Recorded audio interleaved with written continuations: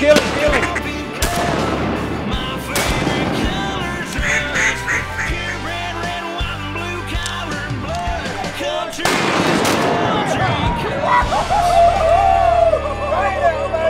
What are we doing? You said you want to do a podcast. You said you had this great idea. We're going to go back and go over something. Yeah, I figured we'd do a recap over our last couple hunts. Dr. Duck Rewind. Yeah, this rewind's not much of a rewind, but we're gonna talk about it because it's part of it. So it's nothing that I would say puts a notch in our belt. Before you get started talking about it, because I know you're excited about share all the big things that happening over the last week or so. For you guys watching, this is another one we're recording for the Dr. Duck YouTube. A lot of you guys checked us out last year on 365, last 3 years on Realtree 365, and obviously still super excited to be, working with our friends at Realtree. You've got your own YouTube fired back up, and that's where you guys can find this. If you're listening, go check that out. Right. And we're going to be we'll be putting up a bunch of our podcasts through the season, and one I'm really excited, and I got to give you props, dog. It was his idea, the Dr. Duck Rewind, essentially. Right. Every episode that comes out, we're going to have a podcast, so you guys listening can also go watch it, but the people that watch that episode will immediately get another episode that is this same podcast. It's just how it happened. Yeah, more like a recap where we, because a lot of times I just notice a lot of stuff it's hard to capture everything on the video. It's impossible. So I think for a learning aspect of it, we can go back and try to highlight some of the stuff that maybe some clips that didn't quite make the cut, that Grant liked, but it's good enough to put in this podcast and we can use it as a learning experience. And sometimes I think it gets stuff, but maybe there's not enough background around it that really explains what's going on. It's just another opportunity for us to engage. But look, before we get started, thanks for being here. Thanks for listening. Thanks for watching and checking out that Dr. Duck YouTube. I announced on the last podcast that we got a super big giveaway. I'm fired up about it. Right. It's really big. And I apologize that I don't have that ready to go yet. I'm waiting on verifications on just a couple more of the giveaway items because it's so good. Awesome. It's like the best ever. Yeah. And can I win it? No, but I want to drop a hint today. I mean, this is our friends at Retay. We've had a lot of conversation about going to the Pew Pew to look 20 gauge this year. I brought my 20 gauge with me. That's all I've taken so far. Right. But well, we didn't with the speckle bellies. You hadn't. Yeah. Yeah. Well, don't bring all that up yet. Yeah. Retay, part of that giveaway is going to be a Retay 20 gauge Gordian. Awesome. And I can't win it? That alone right there. I mean, just to win a chance at a shotgun, dude, is big. Right. The rules are going to be a little bit different. I can tell you about that too. So in the past, we've done the like and share thing. We're still going to ask you to engage with that post, and I'll post all this stuff later. But because of the shotgun, you can't give away a gun to someone less than 18. So we're using a little software deal that creates this little landing page, and I apologize in advance for this, but I'm going to have you go enter your birthday. That's all you got to do. Look, this is so-and-so, here's my email, here's my birthday to prove that I'm 18 years old. That's going to be part of the giveaway this year. Right. It's a registration process. That way you can get the gun. That's just how it has to happen. But just having that Retay shotgun a part of this, man, I'm fired up. It's going to be good. That's all I had. I want to share that. And look, this is the podcast kicking off season 5. So awesome. This is our 5th year of the podcast. Couple million downloads, man. It's a big deal, and we got you guys to thank for following along on that journey with us. And we're talking about the rewind, the recap of we are exactly 8 days into our season this year. Ish. 8-ish, yeah, exactly. 8 days. Yeah. Just over a week. We got started a week ago. Obviously, the South opened. Most states opened 12th. The rest of them opened the 19th down here in the southern region, which is obviously where we spend the majority of our time. And we kicked it off last week. Right. Yeah, we just stayed in the South into this season, we didn't make a up north, a venture. So I think next year we'll probably follow up and go back up there for sure. It's just, with the work and the timing and everything, I just couldn't put everything together for us to go up there. But next year I'm going to try to do a better job of making sure we can head up there. But, yeah, 8 days into this season, and it's been a grind. It's a good way to put it. A real grind. I think we kind of picked up where we left off from last season. You remember last year we struggled the last 10 or so days. And so we're 18 days if you want to take the last 10 from last year, basically, and we're 8 into this year already. So 18 days of struggle. So we're trying to get that monkey off our back. Well, let's kind of go over the episode. So if you watch the episode, the first thing you think about when you get into a deal like that is, what did I miss? What did I miss? What could we have done? It's kind of like any sport you play. We both coached, managed some little baseball stuff, and been involved in football or some other stuff. And what can I do to be a better player? Right? What can I do different to be successful as we move forward in this season each day? And now that first week is behind us, you guys who watched the episode, I think you watch that. I don't think we overlooked anything. I mean, I remember I had a 3-day period that week, and you scouted much more than I did. I beat you to where we started last week, but you beat me over here by 3 days. And the work was getting put in, has been put in every day since the season opened. I did 52 miles in 3 days walking, and I know you did about the same over the first 4 days over there. And so it's not like the work wasn't there. We had a little trouble finding water. Yeah, that's the big thing. It's just the drought and dealing with that, and then trying to find ducks that's in a position to where they're workable. And I'm talking about having enough concealment to hide a few guys to have success. And also it was a little warmer when we started out, but that cold front came through, and it did push a lot of birds in, but they were on sand flats. And I'm just not a big fan of hunting wide open areas. And so I like letting those ducks really kind of just stay there, because eventually, if you let them rest, in my opinion, eventually they'll get up and you'll have opportunity maybe in some beaver ponds and stuff. But there again, the beaver ponds were dry. And so it made things a little different. And as a public land hunter, we're not the only two that went through that struggle. There's a lot of guys right now that's going through that struggle.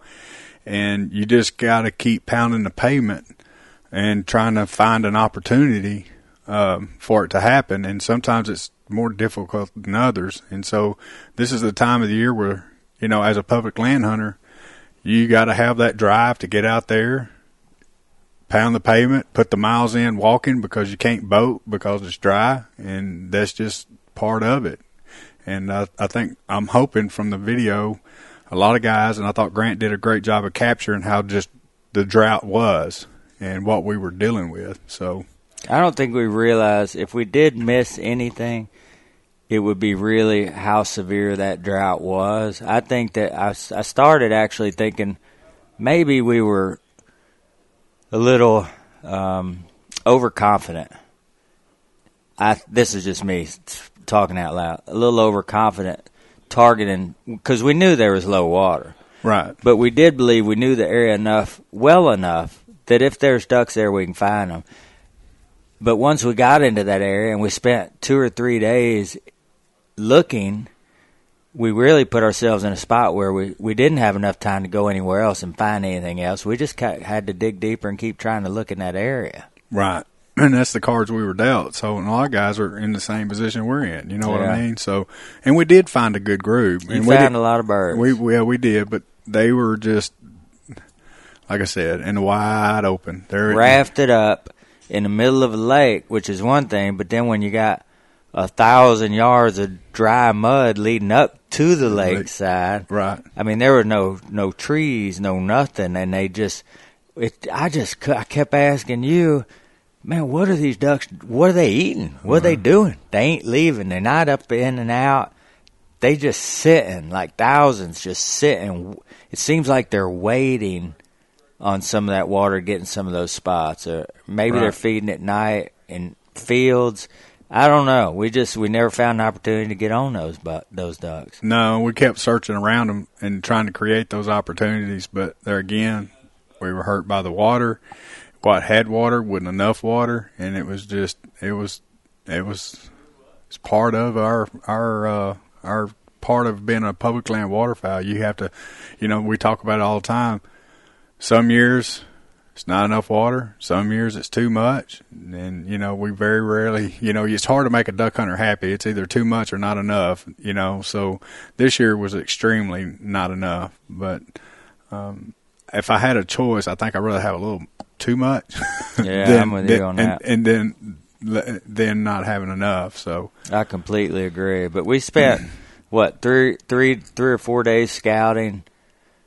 Scouted a couple days. Yeah, and we hunted some old spots that we've had success before, and it just didn't turn out. There was a spot that we hunted, had a lot of wood ducks in it, and I'm telling you, there were wood ducks everywhere in there, and I was just hoping maybe those wood ducks would bring some mallards with them that next morning, and it just didn't happen. The mallards just, for some reason, just stayed wrapped it up, and they wasn't moving, and so I don't know what they were eating on out there other than sand, I guess, because it was no vegetation whatsoever. So I don't know.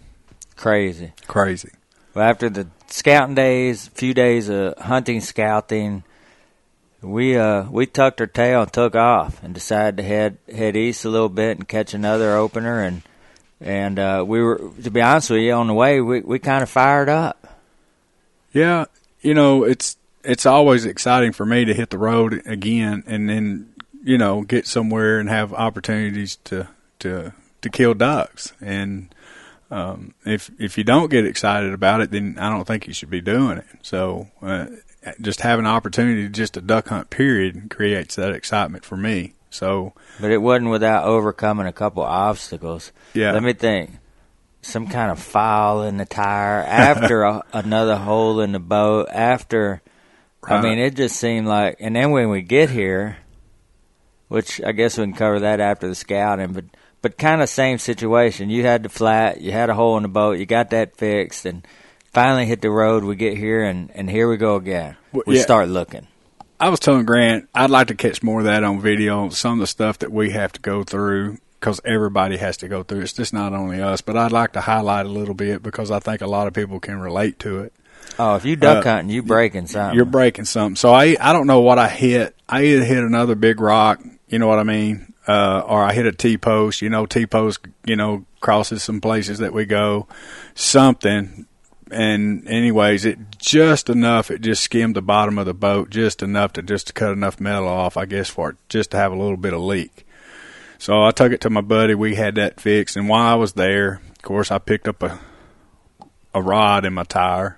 And, of course, we knock out the tail lights, so I had to get those fixed again. I had to go to Walmart, buy some new tail lights. Walmart loves you.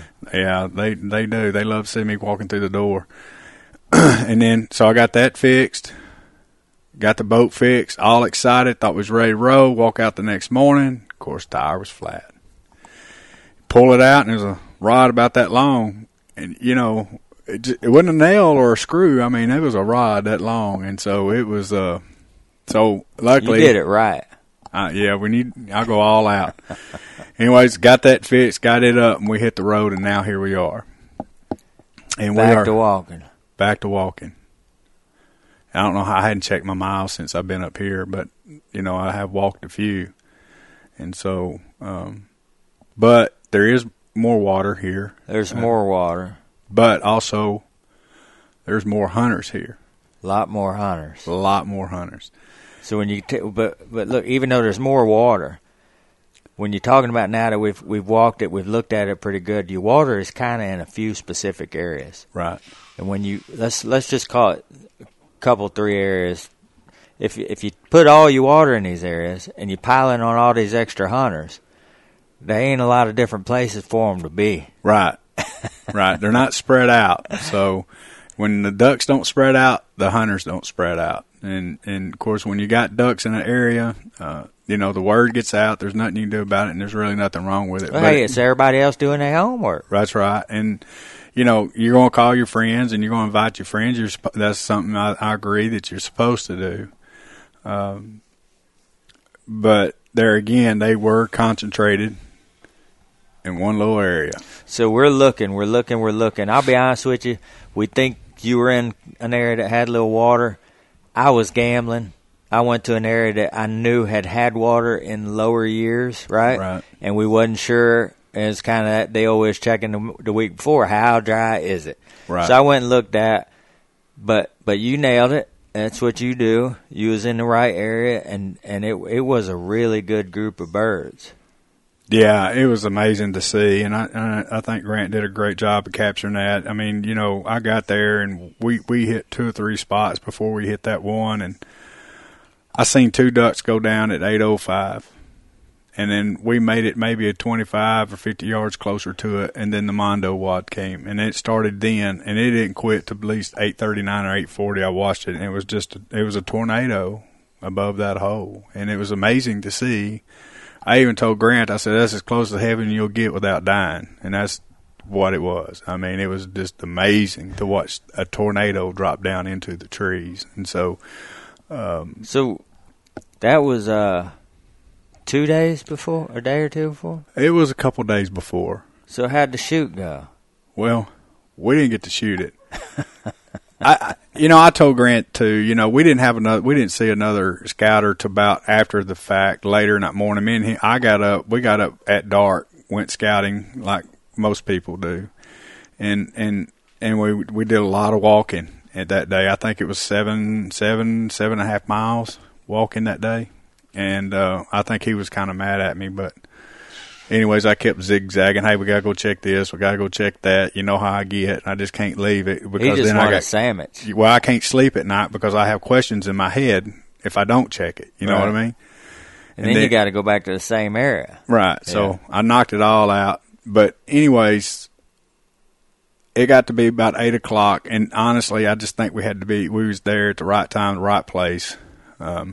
And when that happened, it was worth getting up out of bed that morning. But I knew that many ducks, and that's why I was telling Grant, even though nobody was scouting, we didn't meet the first people until our way out, and it was a father and a son, basically.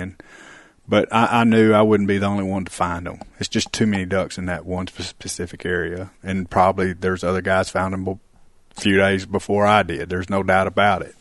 That's nature of the beast. Yep. So. But we did find them, and we did create a plan to get it, just like everybody else. We had A, B, and C plan. Right. Yeah. And so I guess to follow up on that is, we went back the day before, just kind of watched out. And, of course, there's guys already there lined up on the bank, and just stopped there and had conversation, trying to fill it out, see what their numbers were, what our numbers were. And so when he told me he had 40 guns. 40 guns. 40 guns.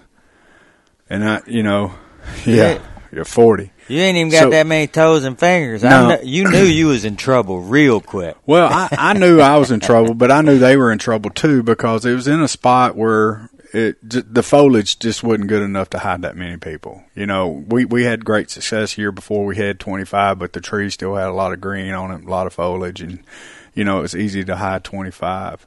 But honestly, we probably had about 10 in our group, and honestly, I think we would have struggled just to hide 10. And so, I sat around on the bank for a little while thinking about it, thinking real hard about it. And then, of course, he said he was going to come by and we'd have conversations tonight to see how we could work it out. But there again, in my mind, I told him, if you got 40, you can take that number and you can multiply it by 2. And I said, you're going to have 80 to 100 in that thing probably. And so we audibled. Yeah, we did audible, but we still lined up to get it. And then, of course, we ran into some situations that I think, it was just good to pull out. Number one is when we pulled up, and there was already 30 boats there. And if you take 30 boats, you got you and your buddy in that boat, so you multiply that by 2. There's 60. Yeah. And then that's that's pretty early in the morning, way before shooting light. That number is going to grow a little bit because you're going to have your guys that, pull up at the last minute. And so, and there we ran into some issues too, mechanical issues again that we didn't catch on camera. And we did have our hole runner there, but I did call him and tell him to back off. Don't worry about it. Come on and join us on Plan B. I still ain't made a bank yet. Yeah, you hadn't even made it yet. So I called him off, just told him, come on and let's just do Plan B. Just because I just knew the situation that was probably going to end up being. And it's just, to me, it's not probably going to be worth it. Well, not to toot your horn, but, we talked about that, and I wasn't excited just because you and I both knew that what we've seen in other places was nothing like what we had seen in that spot. Right. I mean, if you're going to hunt out here, if you're going to scout, the one thing you're looking for is birds, and you found the spot you wanted to find that you wanted to hunt. And, it's nice to have that opportunity. Everybody likes competition. What's public land about is fair chase. Right. That's what's exciting to me about this whole project that we do. Growing up watching so many people share time shooting ducks, which is a great sport, but doing it on private land, I can't relate. We don't all have the opportunity that guy has to go over and shoot them ducks, right? I mean, you do if you go buy the property and do what he's doing, right? But some of us aren't in that position. So very thankful for public land, and what that means is when we show up on public land, I got the same shot you got, Grant got the same shot I got. Right. And all 6 of them fellas down there got the same shot to get that property. But you called it that morning. You said, it's going to double. It's going to do this. I heard you talk to him. That boy come back after the fact and did talk to us. And I had heard from another friend of mine, too. You never know. Hearsay. But he did come back by. And you were right. They ran into another group in that hole exactly the same size, just about. And they ended up with 100 people in that hole that refused to leave. Right. And I give it to you, man. You preach it, but you talk it all the time, but you walk it too. I seen you year after year. Shake the dude's hand, man. You got it. Kill him. I'm out. Right. Plan B, Plan C. That ain't what happened down there. And the only reason I'm bringing this up is because I was a little, that morning I wanted to go after it. Right. And you was like, look, what are you going to do in that situation? And you're right. It's unfortunate that everybody doesn't have the same level of respect. I just keep trying to put myself in that position and say, if I get in there and I get beat, how do you sit there and say, you know what, I ain't leaving? Right. Legally, you can't tell them to leave on public. Right. And so, to me, and I think another thing too, guys has got to understand, you can stay on that bank for 2 weeks. There's a time rule, and that rule says when you can enter. It don't matter if some guy shows up 1 minute. That's within the rules to show up on that timeline. 4 a.m.'s go. Right. If that guy shows up 1 minute before 4 a.m. and he takes off and he gets that spot, he's got it. There's no reason to be upset at that guy. He played by the rules. Mm-hmm. And you know what? I commend the guy that stayed there all week, but that doesn't give you more leverage than the next guy. You know what I mean? Right. You got guys out there doing shifts, 8-hour shifts. The rules are a timeline so you can enter, and everybody has that same opportunity. So all you've earned for those shifts is a spot in line. And you can, and you can have that. So I understand some guys are getting upset because they've been there for a couple of days. Well, it is what it is. Yeah. Now, if the rules were like if you can go in there and hold the hole and you hold the hole and you got it and you set there. That's a different deal. That's a different deal. But the rules say you got to start at X first at a time, opening day or every morning on X. And whoever wins, wins. Yeah. Shake the man's hand, get the heck out of there, let them divide it up. If you can work together, that's even better. But if if it's not a numbers game, just let the team that won And that's I know that's not what happened that day, because I heard firsthand from the gentleman that was in the hole. He's the one that come down and talked to us and told us that, and I feel terrible for the guy that ran it, for the guys that won the hole, because the guys that didn't win the hole never left, and it's hard. Again, it's hard, but for us to again, you made a great decision. You could see it coming, and I do some leadership stuff. Used to do a lot of it, and it's one thing to make a decision right now. It's another level of leader to be able to see some things down the road, and you certainly anticipated that and saw that develop before it did. And not only was that a good decision, but it ended up being a tremendous blessing. Right. Because he talks about the mechanical difficulties. We had a problem with the boat, and I was going here, he was going here. We were running different spots, and I had some serious boat issues, and one that I determined halfway en route that the best decision for me to make was, I got to get this boat back now. I got another boat, right? And it was ready to go. I needed to get this one back while I still could, so I did. So I got to come all the way back, get this boat back. We had to move everything to the other boat and take off in the other boat. You had ridden with someone else. That's why I had two boats that day. Dennis wasn't in his. And by the time I get down here, this is all transpired, man. Right. I'm like, what's going on? And Dennis says, just meet me here. And I pull up, and this guy calls me out of the blue, right? And we start engaging on social media.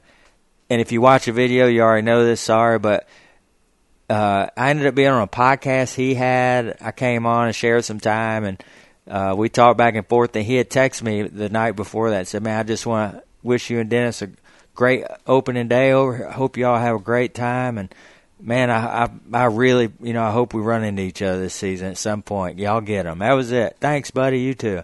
Right. First guy I see when I pull up on next to you is Mr. Klaus. The guy that messaged me, man. I'm thinking, man, how does this work like that? Big man was working.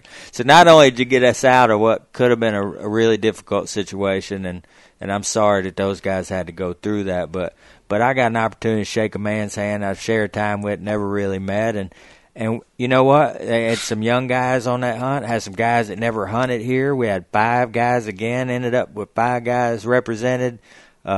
We had another plan down there, but you met him and y'all started talking, and y'all decided we're just going to share the time today. Yeah, we really wasn't going to hunt that spot that they were hunting. But when I started talking to the guy and look, such a good dude. We kicked it off, and I says, you know what? We're going to hunt. I'm going to hunt with him. And so we ended up, whatever came about, you know what I mean? But we had success. And 20 birds, I guess? Yeah, and we had a great time, but I don't know. I just liked the guy so much. I wanted to share some more time with him, share the hole with him and some of his buddies, and so it turned out to be really great. And, we didn't even hunt Plan B. Plan B kind of got shifted to hunt the same hole he was hunting. So to me, that's what it's about sometimes. It wasn't about the killing, and that was opening day. And, you and I hadn't even fired a shot yet, So to me, I felt like that was a better time. Still scratching an itchy trigger finger. Yeah, me too. But we stood back and watched them. There's nothing wrong with that. And I had a conversation. He had his dog Daisy, first retrieve. First retrieve, and she made 6 of them that day. So it was awesome to see that. He's worked really hard with his dog, and he was so proud of her. And we got some good photos of his dog. And to me, that was a great opening day. And, you can't capture a lot of that on video, and that's why we want to have these rewinds. There you go. So it's good stuff. He makes duck calls, too. If you Mr. Klaus is Mississippi Duck Calls, I believe, and just a really nice guy. And so my morning had been, I'm kind of the planner guy of the group, Right. I like things to go click, click, click. I'll show up everywhere early. There was no click, click, click for me at all that morning. Everything was so seeing his smiling face when I got up there that morning was nice. And right. You were right. It was a good deal. The boys shot birds, and but back to our pursuit, the pursuit of the mallard purist. we got to, it turns out those guys didn't shoot a lot of mallards, if any. Not that it matters, but we're just not finding it in the specific area we're in. We haven't been able to nail them down utilizing where we're at. And so instead, actually, today is day 2, and we didn't even hunt. No, we went back to scouting. Always we talked about it on our podcast, you know what I mean? So if you're not, sometimes it just doesn't. I feel like if you spend more time scouting and hunting, you will have more opportunity at success. And so that's what we did today. We ventured into some new territory a little bit in the same area and just kind of spread our wings out, just trying to find something a little deeper, a little something off the beaten path where it's just not maybe as much hunters in that certain area. And, we're not looking for the big mondo wads. We're just looking for groups that we can work in and have some type of success. And so that's what we kind of looked for today. And hopefully we found it, and we're going to talk about it, figure out where we're going to go, what our best options are. I do know we're going to hunt one of these new places that we found. I just don't know which one yet, but I think we got some good opportunities. And, you guys watching, you public land hunting, you already know. I hope you're having a great season. I hope you're finding success, however you define that, wherever you are. For us, the success has always been a little different. It's not always about the numbers. However, we all want to find ducks. I consider our opening day success. Yes. It's just a different type of success. It wasn't about the numbers. It's a different kind of success than last year's opener for sure. Right. It's a 180, but to me, I think the quality's the same. Yes. So, but we are in hot pursuit, and it's going to be exciting to see. One of the things, the challenges really provide us with an opportunity to learn. And like you were talking about, spreading your wings a little bit, you're digging into some different areas. When not seeing it as low as it is in the specific area we're in this week and last week has pushed us kind of out of your comfort zone. And we could have hunted today. That we found some water and some areas to hunt that had a few birds in that area, but we elected to scout it to find greater success, maybe larger numbers, but even better, when you learn more about that area, this is a long season. Right. It's not about the first 2 or 3 or 4 days for us. Right. My dad always told me, and I tell Dalton the same thing, it's not how you start, it's how you finish. And so right now, we are on the struggle bus. So if you're considering kills as your first option, we are definitely on the struggle bus. But far as I feel like the value of the hunts and the time that we spend in outdoors is probably just as good, if not better. So, we got to meet some interesting people. We got to hunt with some new people, and we're just getting started, man. And we're just getting started. And so, hopefully we can pull off a good video, a kill video for people before Thanksgiving break. I hope, but I'm not going to promise. But the effort. It won't be because of lack of effort. Hey. Yeah. And I'm glad you brought that back up, because that is how I started it, and that's how I'm gonna finish it today. Is sometimes, even when you do all you can do, it still doesn't work out the way you think it is. You can't control it. That's right. Ducks gonna be ducks. The weather's gonna do what it's gonna do, and there may be, a better plan out there. So we're gonna stay after them. I can't thank you guys enough for taking time to stay plugged into this podcast. And if you haven't, make sure you subscribe to the YouTube channel, Dr. Duck YouTube channel. We'll keep pushing that. And again, our dudes at Retay, man, kicking in a 20-age Gordian, going to be a big, big deal in that giveaway. Keep following along, and I'll push that details on how you can get involved in that, and we'll make all that happen. So y'all stay after them. Appreciate you tuning in, and we'll catch you next time. Thank you. Simple seconds of glory. Don't you ever forget, my friend, to enjoy the journey.